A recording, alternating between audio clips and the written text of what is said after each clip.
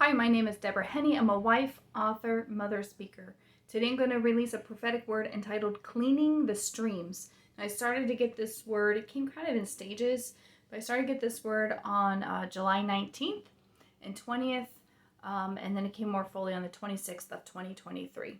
And I felt the Lord say, I am cleaning the streams, streams of thoughts, streams of communication, even streams that flow beyond one person to another, even streams that flow over the whole land. I will remove the muck, the mire, the twisted words, and distortions. The blocks will be removed, and the clean stream, a live stream, will burst forth and flow over the land as water flows when a dam breaks. The mucking work has already begun, but has yet to see its completion and the fullness of its work. There will be shifts and moves in positions, and yes, even removals, in order for this work to see its completion. But my way and plan will prevail, though the enemy will try with all his might. I have said yea, and the gavel will come down. Stand for truth, stand for justice, stand for freedom, but not in the ways and ideals that are commonly defined. Laugh with me, rejoice with me, that bondages will be broken, captives will be freed, and wounded will be healed. The thief has tried to deceive, saying it cannot be done. But is my arm too short?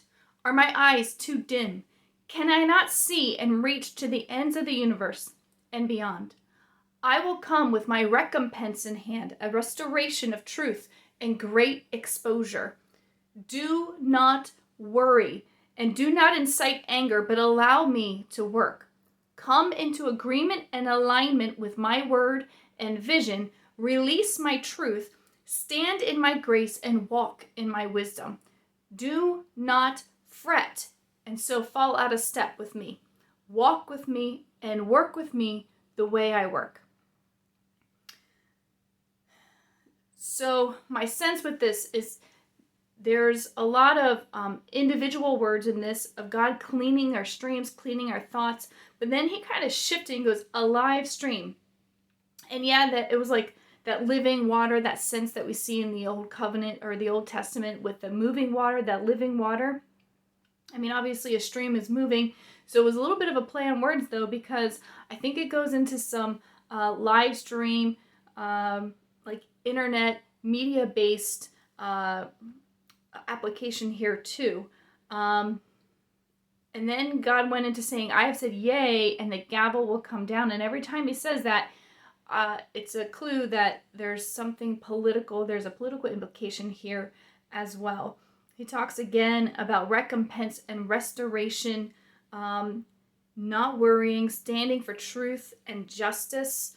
And he talks too about shifts and moves and positions. I think this is a word in the church that some people are going to be shifted and moved in positions, whether it's in their local body or in a network or between networks.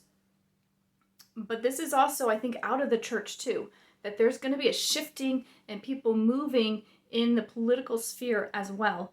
And he says even removals for this work to take place, that there are people that he are just going to be removed from their position for God to complete his work.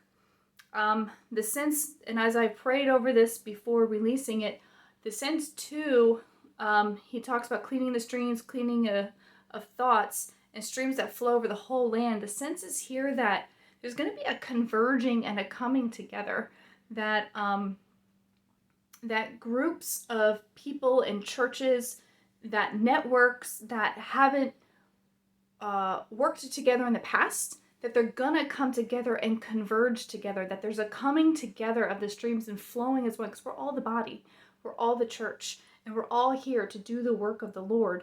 And there's a sense of, it's not about a competition, but it's about a converging and a collaborating to see the purposes of God come to pass in the land, to bring healing, to bring freedom, to bring deliverance. He talks about, in order for this to happen, there's going to be blocks removed, so that this clean, living water, this live stream can flow through. Again, at the very end, he had me put it in all caps. Do not worry and do not fret. So again, whatever he winds up doing here, especially I think in the political realm with exposures, with shifting and moving and removals, whatever he winds up doing there, and I think not even just political, but even in prominent people. So I'm going to kind of correct that. There are political implications, but it's not just political. There are also just prominent people, not necessarily just in the church, we're gonna see this play out.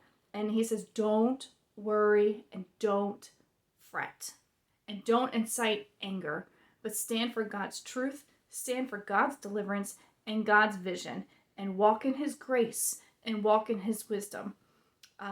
Because if we don't, we're going to fall out of step with him and fall out of alignment, and we're going to not be going with the wind of the Lord and the movement of the Lord to work with God and let God do the work in and through us and in our land in this time. So, till next time.